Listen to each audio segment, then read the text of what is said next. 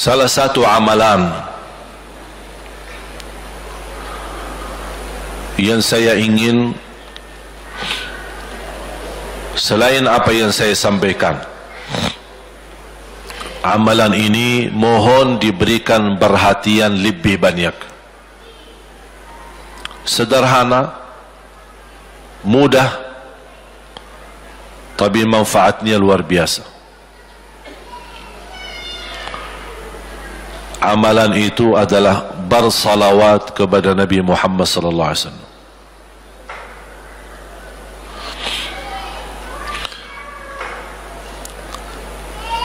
Kali ini saya tidak minta anda bersalawat seperti biasa. Saya yakin Bapak Ibu suka bersalawat. Tapi kali ini saya ingin anda membawa salawat kepada Rasul dengan penuh rasa cinta. Demi Allah jamaah sekalian, tidak ada di antara kita yang bisa dan mampu membalas kebaikan Nabi Muhammad untuk kita semua. Salawat kepada Nabi Muhammad, satu kali salawat kita dapat 10 kali rahmat. Ini baru satu kali, dapat 10 kali rahmat. Nabi Muhammad menjadi Nabi kebanggaan kita, rahmatan lil alamin, termulia akhlaknya. Yang paling mulia akhlaknya terhadap istrinya, itulah Nabi Muhammad sallallahu alaihi wasallam. Setiap malam saya suka minta maaf sama istri saya. Saya sampaikan, mohon maaf, saya belum mampu menjadi semulia akhlak Nabi Muhammad sallallahu alaihi wasallam. Yang termulia akhlaknya terhadap istrinya Nabi Muhammad. Makanya kata Rasulullah di hadis yang sahih,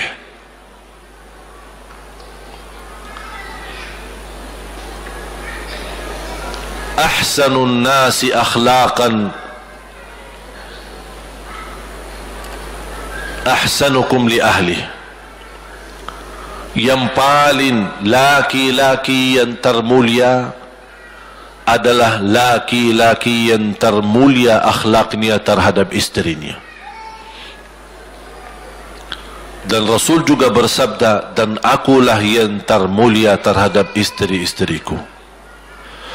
Nabi Muhammad itu bukan hanya dengan salawat kita dapat 10 kali rahmat, tapi kita dengan bersalawat kepada beliau dijamin kita dapat syafaat beliau di hari kiamat. Bahasa syafaat yang kita semua sudah tahu, semua berkeinginan mendapatkan syafaat, dan semua berdoa mengharapkan syafaat Nabi Muhammad sallallahu alaihi wasallam. Tapi Bapak Ibu belum tahu sejauh mana kemuliaan syafaat yang kita tunggu yang diberi nanti oleh Rasulullah sallallahu alaihi wasallam. Syafaat Nabi Muhammad sallallahu alaihi wasallam adalah langkah yang kita harapkan.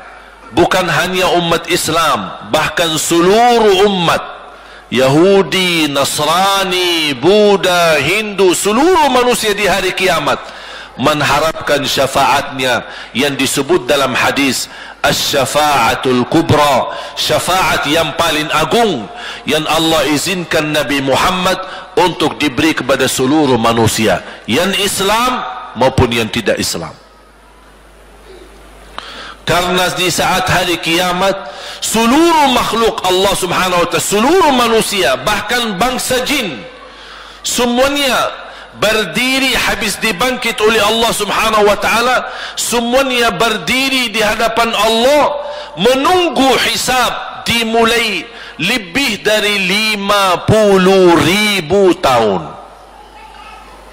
Bisa enggak terbayang berdiri berapa lama? 50.000 tahun. Dan semuanya keadaan laki dan perempuan sebagaimana baru dilahirkan. Bisa enggak Bapak Ibu terbayang? Sekarang mohon maaf, ibu-ibu yang begitu berjilbab, pakaiannya yang rapi dan sopan, Masya Allah, tertib, bersih, make up, cerah mukanya, bisa menarik perhatian. Betul enggak? Bagaimana di hari kiamat? Semuanya di satu tempat, disamakan, laki sama perempuan campur, dan semuanya dalam keadaan sebagaimana baru dilahirkan, tidak berpakaian apa-apa. Ketika Rasul menceritakan kepada Siti Aisyah pun kaget. Ya Rasulullah, laki dan perempuan sama-sama. Kefikiran Siti Aisyah kemana? Malu dilihat oleh orang. Apa kata Rasulullah SAW? Wahai Aisyah, di saat itu kesibukan manusia pandang kepada Allah Subhanahu wa ta'ala, menunggu hisab lebih daripada kefikiran yang lain. Bisa enggak terbayang? Saya yakin tidak bisa terbayang. Mohon maaf, apapun kesibukannya, biarpun dahsyat yang menarik perhatian, tetap ada kesempatan masih cuci mata. Betul enggak?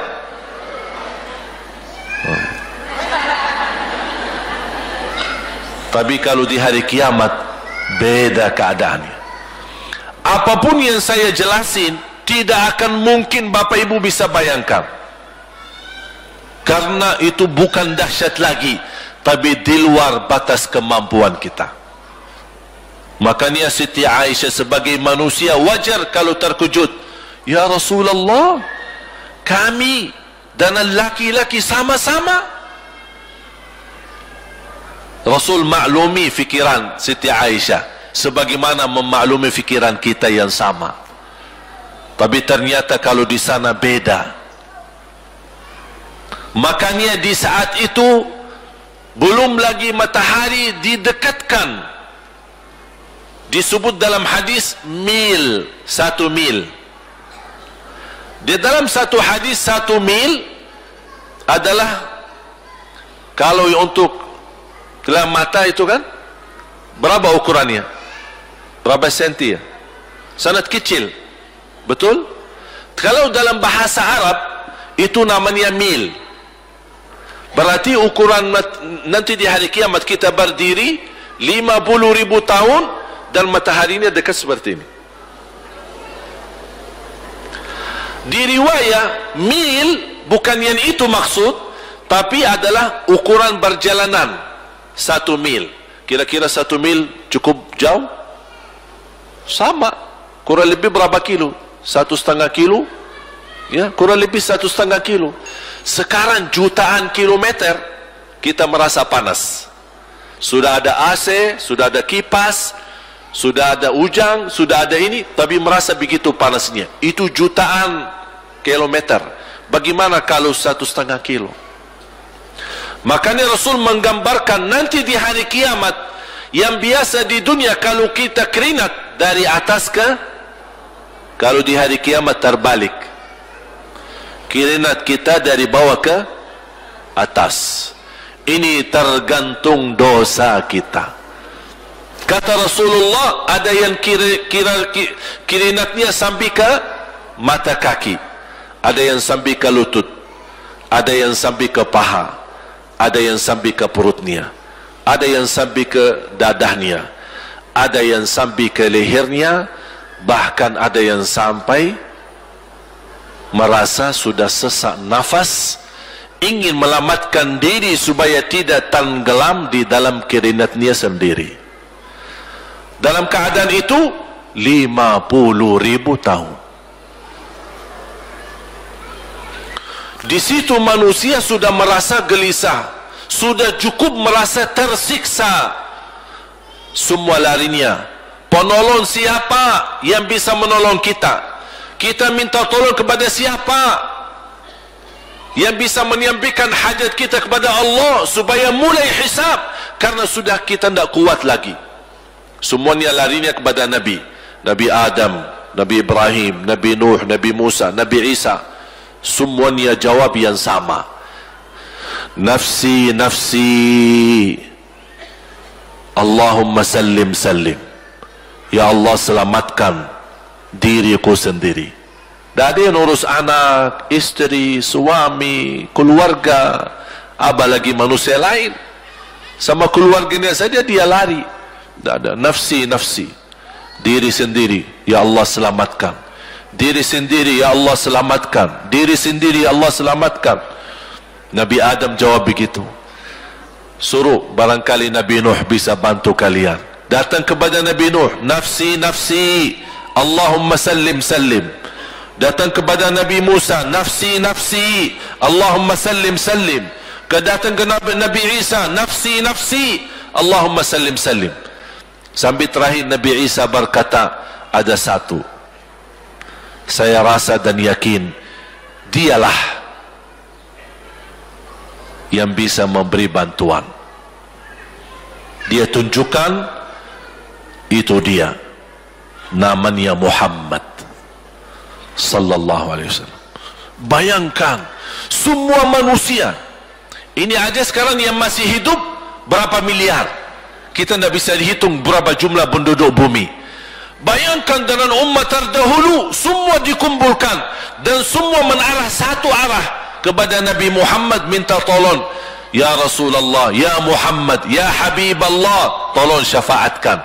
Barangkali dengan bantuanmu, doamu, syafaatmu, bisa ini mulai dihisab, supaya terselesai siksa yang kita hadapi.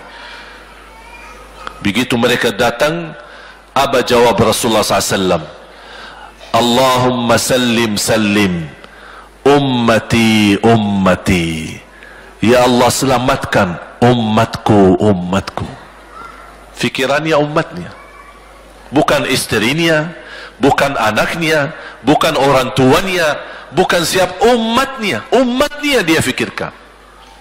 Kemudian dia sujud di hadapan Allah Subhanahu wa ta'ala. Kata Rasulullah, di saat itu aku bersujud, Allah gerakkan lidahku untuk memuji Allah dengan kata-kata pujian yang tidak pernah makhluk pun sebelumnya sebutkan pujian itu. Artinya pujian yang Allah anugerahkan untuk Nabi Muhammad, sebelumnya tidak ada satu makhluk pun yang bisa mengucapkan. Hanya Nabi Muhammad, dan hanya di saat dia sujud di hadapan Allah di hari kiamat. Allah biarkan beberapa lama, habis itu Allah berkata, ya Muhammad, irfa' ra'sak wasal tu'ta washfa' tushaffa'. Ya Muhammad, angkatlah kepalamu dan silahkan minta apapun, aku berikan. Silahkan beri syafaat kepada siapapun, aku terima syafaatmu. Langsung dia berkata, ya Allah, kasihan manusia, mohon segera dihisab. Baru mulai dihisab, turun kitab-kitab. Ada yang mengambil kitabnya dengan tangan yang kanan, itulah bahagia. Ada yang mengambil kitabnya dengan tangan kiri, dia berusaha sembunyikan tangan kirinya karena dia malu kalau kitabnya diterima dengan tangan kiri. Dia sembunyikan tangannya yang kiri ke belakang, larinya buku amalannya ke belakang dan langsung nempel di tangannya. Tak ada yang bisa lari di hari itu. Semua amalan, buku amalannya dibuka oleh Allah, dan akan Allah mulai menghisabkan kita satu persatu. Tak ada kelompok-kelompok. tidak ada bendera, tidak ada ormas, tidak ada kelompok, tidak ada pimpinan, masing-masing. Benderanya kita apa? Buku amal. Dan Allah manggil kita bernama satu-satu. Ibu, sini. Datang. Kata Rasulullah sallallahu alaihi wasallam, yuhasibullahu al-'abida laisa bainahu wa bainahu turjuman. Allah akan hisab hamba-hambanya satu demi satu, bersatu-bersatu, dan tidak ada penerjemah. Jadi tidak bagi terjemah, translate. Ya Allah, saya tidak mengerti bahasa Arab, saya tidak mengerti bahasa, ya Allah, gimana ini, saya butuh translate atau benacara supaya bisa bantu saya lulus dari hukum. Tidak ada. Yang hakim Allah, keputusannya Allah, yang menentukan Allah, mahkamah yang dikuasai Allah, hamba di hadapan Allah, saksi semua, tangan saksi, mata saksi, lidah saksi, kaki saksi, buku amal saksi, malaikat saksi. Bagaimana kita mau lari? Ditanya oleh Allah, hei hambaku, ingat enggak di malam itu, di tempat itu, kamu berlakukan dosa itu? Seorang hamba yang masih memiliki iman, dia merasa dan ingat, dan dia merasa malu, dia tunduk kepalanya. Kata Allah, malu ya, malu. Tunduk, ya malu ya Allah, malu, malu. Dan subhanallah, tanda rahmat Allah, ketika Allah bertanya dengan kita, tidak ada orang lain yang bisa lihat. Supaya apa? Supaya hisab kita di antara kita sama Allah tidak terbocor kepada orang lain, supaya tidak malu sama orang lain. Allahu Akbar. Habis kita sudah raku diri, ya Allah, saya ingat dan saya rasa salah dan saya malu. Apa kata Allah? Waktu itu kamu lakukan dosa itu, aku tutupi, aku tutupi, tidak ada yang tahu. Kita lakukan dosa ini udah sekian tahun, ada yang tahu enggak? Tak ada yang tahu. Karena kita lakukan di saat sembunyi. Kata Allah, di saat itu kamu lakukan dan kamu tahu itu dosa, tapi aku tutupi supaya kamu jangan menjadi malu di depan keluarga atau di depan sahabat. Aku tutupi. Dan aku sekarang sudah menutupi dosamu di dunia, dan sekarang aku hapuskan dan ampuni dosamu di akhirat. Allahu Akbar. Disitulah terasa anugerah, ampunan Allah yang maha kuasa.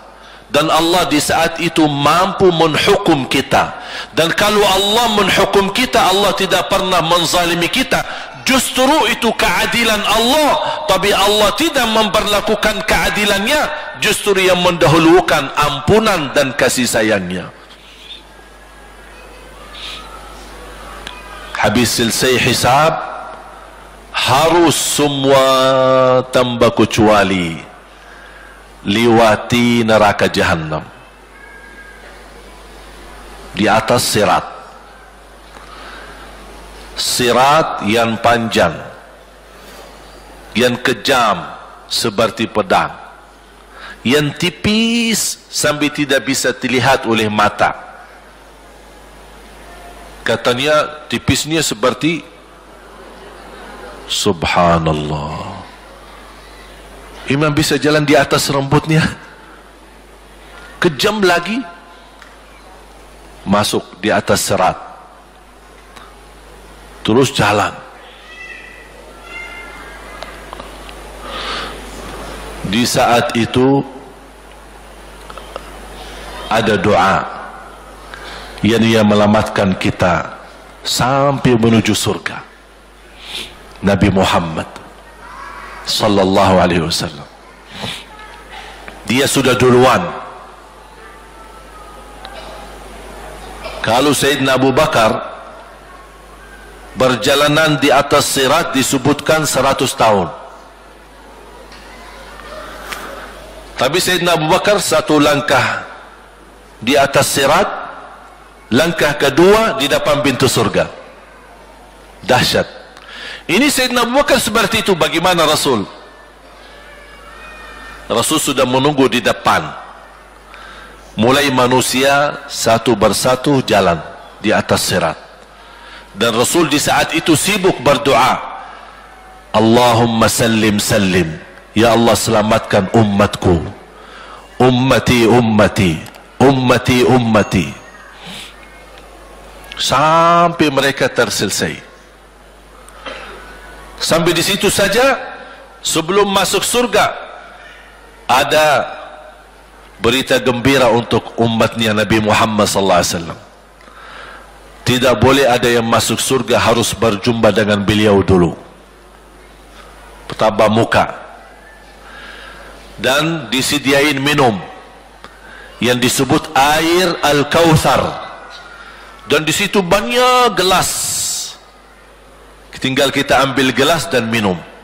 Begitu kita mau ambil gelas dan minum, datang Rasul, jangan kamu minum langsung dari tanganku sendiri. Barang siapa yang minum dari tanganku tidak akan haus selama-lamanya. Allahu Akbar. Di situ terasa kemuliaan. Begitu kebahagiaan kita bertemu dengan Nabi Muhammad dan bisa langsung minum dari tangan Nabi Muhammad sallallahu alaihi wasallam. Bukan hanya begitu saja, bahkan Nabi Muhammad memegang tangan kita, mengajak kita masuk 8 pintu surga. Ada 8 pintu. Rasul bersabda, 1 pintu luasnya seperti antara langit dan bumi. 1 pintu antara langit dan bumi luasnya. Dan kata Rasulullah, di saat itu akan manusia gesa-gesaan untuk masuk surga. Itu tanda apa? Banyak yang akan masuk. Mudah-mudahan kita terhitung dari yang banyak. Begitu ahli surga masuk, kira-kira Rasul berhenti?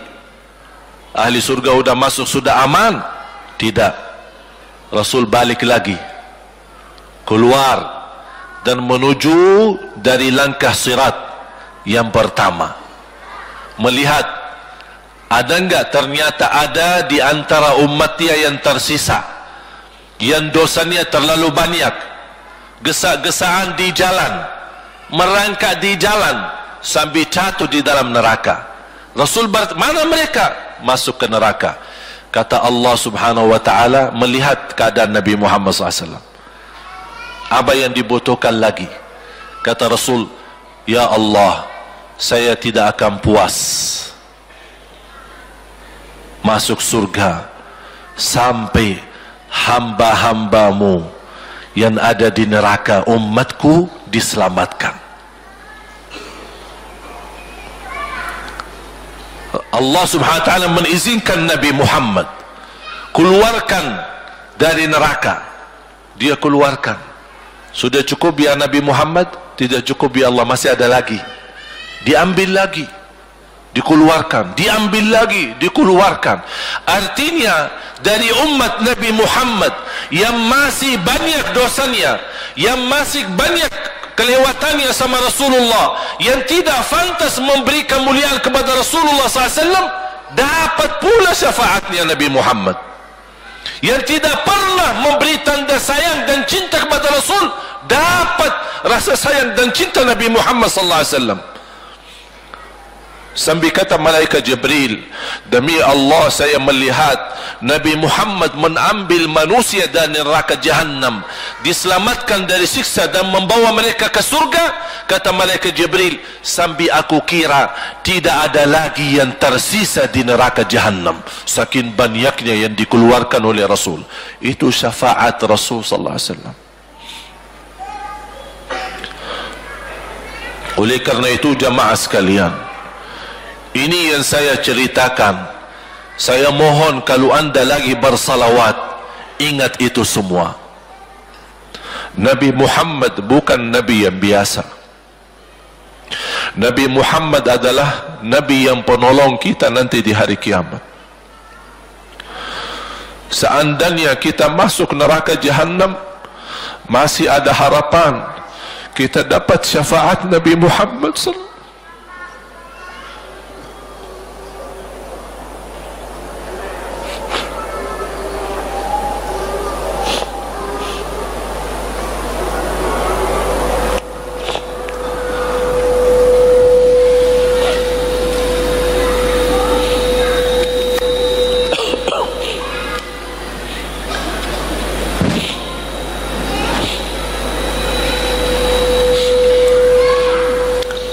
Yang masuk neraka saja dapat syafaat Rasul. Jadi sejauh mana kita bisa mencintai beliau, sejauh mana kita minat mempelajari kehidupan beliau, sejauh mana kita mengenal sunnah-sunnah beliau. Di zaman ini, umat yang paling bodoh terhadap beliau kita, umat Islam. Kita umat Islam banyak hal yang tidak tahu tentang beliau, tidak tahu bagaimana berjuangan beliau, bagaimana doa beliau untuk kita, bagaimana kesedihan beliau kalau ada di antara kita yang kena musibah atau keburukan, apalagi masuk neraka. Siti Aisyah radhiyallahu anha,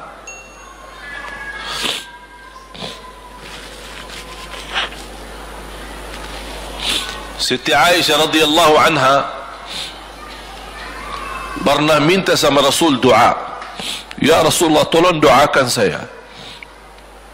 Rasul mendoakan, Allahumma ighfir li Aisyah ma taqaddama min dhanbiha wa ma ta'akhkhar, ma qaddamat wa ma akharat, wa ma asarrat wa ma a'lanat. Ya Allah, ampunilah dosa-dosa istriku Aisyah, dosa yang lama, dosa yang baru, dosa yang terang-terangan maupun dosa yang tersembunyi. Siti Aisyah mengaminkan doa Nabi Muhammad dan menangis dan bangga dan senang. Saking senangnya, saking bahagianya, dia tertawa sambil Rasul melihat Siti Aisyah. Senang wahai Aisyah? Apakah kamu senang dengan doaku? Kata Siti Aisyah, bagaimanakah aku tidak senang? Aku justru merasa bahagia dengan doamu untukku ya Rasulullah. Apa kata Rasul? Ketahuilah wahai Aisyah, ketahuilah doaku yang baru ini untukmu, itulah selalu doaku untuk umatku di setiap salat. Itu doa Nabi kita buat kita. Setiap beliau salat mendoakan kita, ya Allah, ampuni dosa umatku, dosa yang lama, dosa yang baru, dosa yang sembunyi, dosa yang terang-terangan. Setiap salat itu doa Nabi kita, Nabi Muhammad SAW, untuk kita semua. Apa yang diminta oleh Rasul? Rasul tidak minta banyak dari kita. Salah satu yang diminta oleh Rasul dan memohon, satu itu berbanyak, itu satu-satunya yang Rasul minta banyak. Selain itu Rasul tidak pernah minta banyak. Satu-satunya Rasul minta banyak. Apa? Salawatlah kepadaku, berbanyaklah salawat kepadaku. Mengapa Rasul minta berbanyaklah salawat kepadaku? Kenapa tidak minta amalan yang lain untuk dibanyakkan salawat atau amalan yang lain? Mengapa hanya salawat? Rasul berpesan berbanyaklah salawat kepadaku, karena Rasul tahu dengan kita berbanyak salawat kita akan dijamin dapat syafaat beliau, dan itulah beliau yang diinginkan. Bukan hanya dapat syafaat, bahkan Rasul sendiri bersabda, aqrabukum minni majlisan yaumal qiyamah, yang paling dekat kepadaku hari kiamat, yang paling banyak salawat kepadaku. Bahkan berita gembira bagi seorang hamba umat Nabi Muhammad SAW, akthiru alayya minas salati yawmal jumu'ati wa laylataha fa inna salatakum tablughuni haitsu kuntum. Ini keistimewaan khusus, kelebihan amalan yang utama, bahkan yang terutama di hari Jumaat dan di malam Jumaat, fokus hanya bersalawat kepada Rasul. Mengapa? Karena Rasul yang berpesan, Rasul yang minta. Rasul berpesan, berbanyaklah salawat kepadaku malam Jumaat dan hari Jumaat. Mengapa ya Rasulullah khusus hari Jumaat dan malam Jumaat? Karena salawat kalian Allah sampaikan kepadaku. Kata guru saya, barang siapa yang ingin Rasul kenal dengan dia, berbanyaklah salawat kepada beliau, karena langsung nama kita akan sampai. Ya Rasulullah, ini salawat bapa dan ibu dari Bandung, kan sampai.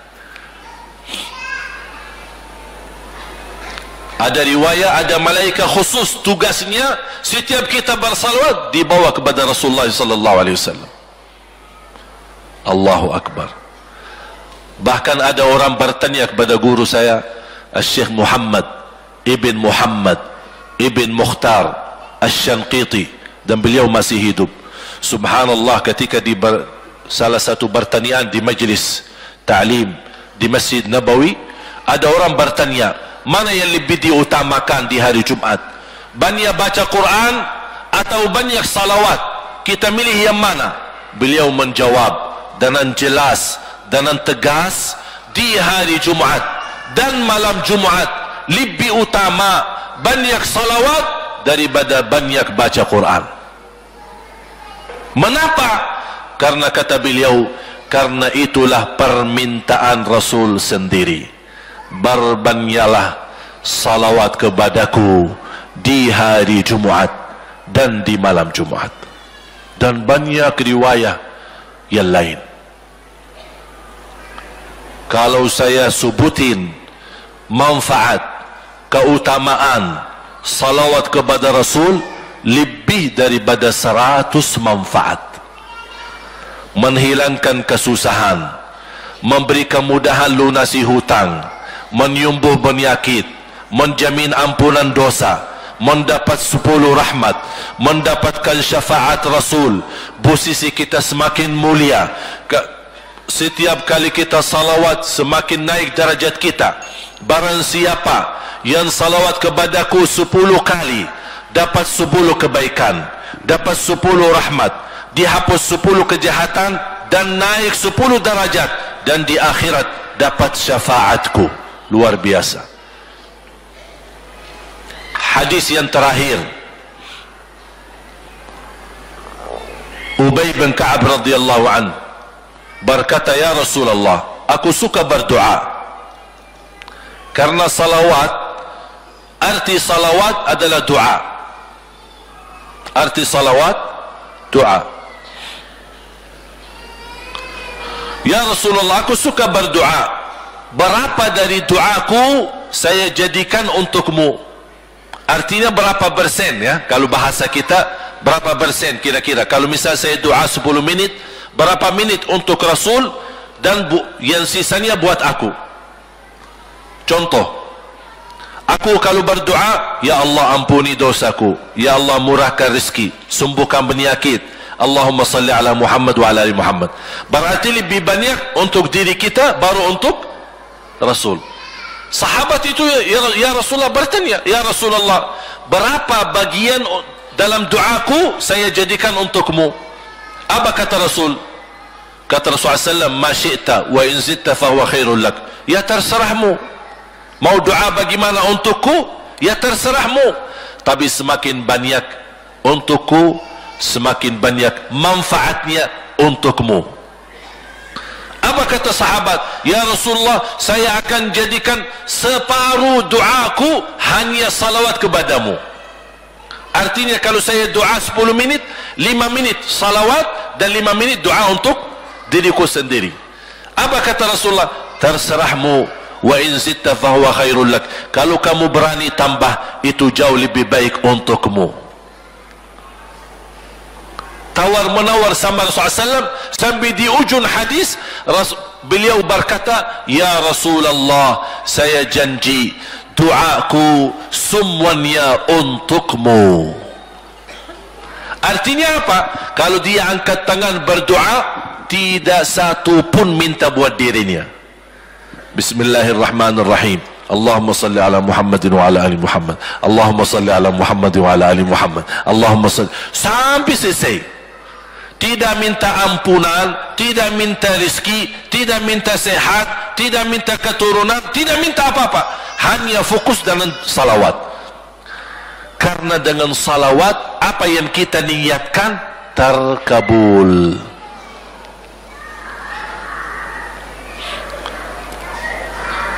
Saya dapat dari guru saya, nanti saya akan ceritakan bagaimana cara berdoa. Kata sahabat, ya Rasulullah, saya akan jadikan doaku hanya salawat kepadamu. Apa jawab Rasulullah SAW? Idzan taf'al yukfa hammuk wa yughfaru dhanbuk wa tuqda hajatuk. Kalau kamu lakukan hanya doamu, hanya salawat kepadaku, akan dihilangkan segala kesusahan, diampuni segala dosa, dan dikabulkan segala hajat. Kata ulama, apa yang diharapkan oleh manusia? Hidup di dunia tambah susah dan hidup di akhirat tambah dosa. Betul? Itulah kita dapat dengan salawat kepada Nabi Muhammad SAW. Berdoa, ketika anda berdoa, contohnya seperti ini. Setiap anda berdoa, biasa mulai dalam bismillah dan memuji Allah Subhanahu wa ta'ala. Cukup satu kata memuji Allah dalam segala pujian, alhamdulillahi rabbil alamin. Segala puji bagi Allah. Ini mewakili semua pujian yang lain. Asmaul husna, segala sifat agung, segala kemuliaan diwakili oleh satu kata, alhamdulillahi rabbil alamin. Kata sederhana, kata tidak terlalu panjang, tapi maknanya sangat luas. Oleh karena itu boleh diulangi berkali-kali, alhamdulillahi rabbil alamin, alhamdulillah, sampai benar-benar merasa di hati. Karena ini ucapan mewakili segala pujian yang kita ingin sampaikan kepada Allah. Karena ada pujian yang kita ingat, ada pujian kata-kata yang kita tidak hafal, dan alhamdulillahi rabbil alamin mewakili segala pujian kepada Allah Subhanahu wa ta'ala. Kemudian bersalawat, Allahumma salli ala Muhammadin wa ala ali Muhammad kama sallaita ala Ibrahim wa ala ali Ibrahim innaka Hamidum Majid. Silahkan doa, ya Allah, ampunilah dosaku. Allahumma salli ala Muhammadin wa ala ali Muhammad. Ya Allah, sembuhkan penyakitku. Allahumma salli ala Muhammadin wa ala ali Muhammad. Ya Allah, berikan kepada aku anak yang salih salihah. Allahumma salli ala Muhammadin wa ala ali Muhammad. Jadi setiap langkah doa diawali dan diakhiri salawat. Faham? Subhanallah, wallahi dahsyat. Saya tidak bisa cerita apa lagi. Mau cerita apa lagi? Wallahi dahsyat. Saya tidak pernah istiqamah menamalkan doa seperti ini. Alhamdulillah, selalu terkabul. Bahkan nyata Allah kasih, udah selesai.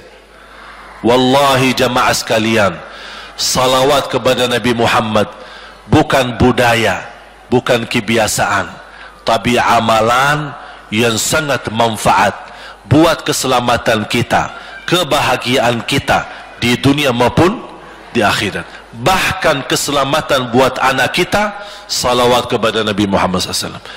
Terakhir, sekali lagi, ketika anda bersalawat, apa yang saya cerita tadi tolong dihadirkan dalam fikiran. Siapa Nabi Muhammad itu? Nabi Muhammad penolong kita di hari kiamat. Nabi Muhammad yang membawa syafaat untuk kita. Nabi Muhammad yang menunggu kita di surga. Nabi Muhammad yang membela kita di saat kita berdiri di hadapan Allah. Nabi Muhammad yang akan membantu mendoakan kita saat jalan di atas sirat. Nabi Muhammad yang mendampingi kita nanti ketika kita minum dari air Al-Kautsar. Nabi Muhammad yang menemani kita masuk ke dalam surga. Nabi Muhammad yang tidak pernah lupa sama kita.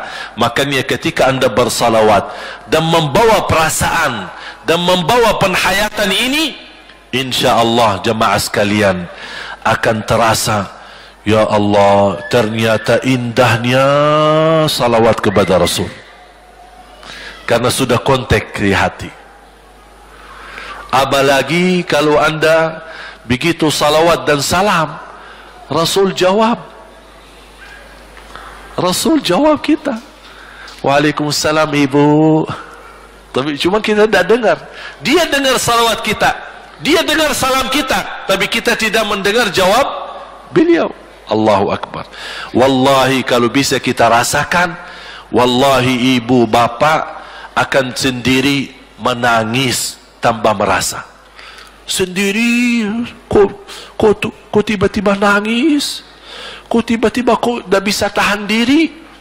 Karena Nabi Muhammad itulah yang semestinya sudah menguasai hati kita, sudah ada di hati kita, sudah mempenuhi rasa cinta di dalam hati kita.